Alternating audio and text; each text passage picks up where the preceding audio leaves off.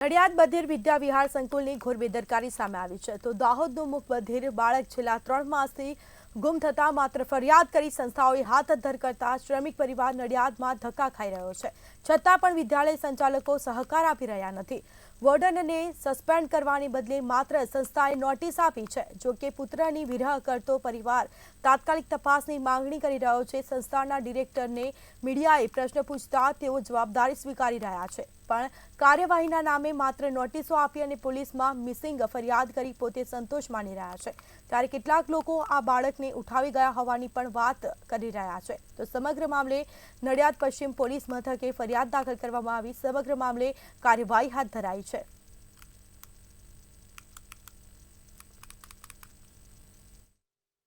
અમે તાત્કાલિક એફઆઈઆર નોંધાયેલી છે।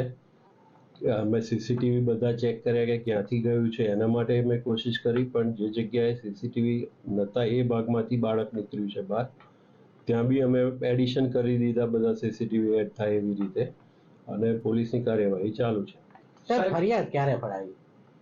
એ તરત જ વિધિન 2-3 અવર્સ। ઓકે સાહેબ, આટલી મોટી ગંભીર બેદરકારી થઈ, કોઈ જવાબદાર સામે પગલાં લેવાયા છે? તેમનો જવાબ માંગવામાં આવેલો છે અને ફરી આના માટેની તાકીદ કરેલી છે। આપણે છોકરો 2-3 મહિનાથી ગાયબ થઈ ગયો છે, કોણ માટે આવ્યા? કેમનો ગાયબ થઈ? સાહેબ લોકોનો ફોન આવ્યો 26મી જાન્યુઆરી હતો તે પછી ગાયબ થઈ ગયો એવું કહેશે। એ લોકો રવિવારના દિવસે 9-9:30નો ટાઈમ આપ્યો હતો।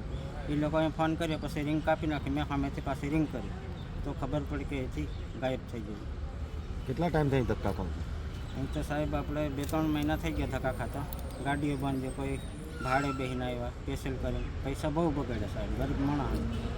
શું કહે છે છોકરો કઈ ગયો? આ લોકો કંઈ પોલીસ સ્ટેશને એફઆઈઆર ફાડી લોકોએ એ કંઈ સોળખોત સાહેબ કે કોઈ આશ્ચર્ય કોઈ સોળખોત કરતા નથી, અમને કોઈ જવાબ આપતા નથી અને એવું કહે છે કે પોલીસ સ્ટેશન તમને એક ઓટોય નહીં ચડવા દેવું બોલે। 3 મહિનાથી અમારો છોકરો ગાયબ થઈ જશે આ હાઈસ્કૂલમાંથી નડિયાદમાં 4 વર્ષ અને 4 વર્ષથી ભણે છે ધોરણમાં।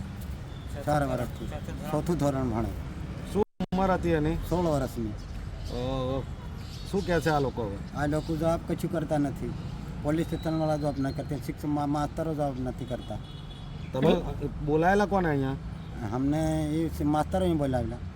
કેટલા સમયથી ધક્કા ખાવ છો? આખો આ તો 3 મહિના અમે ધક્કા ખાઈને થાકી ગયા।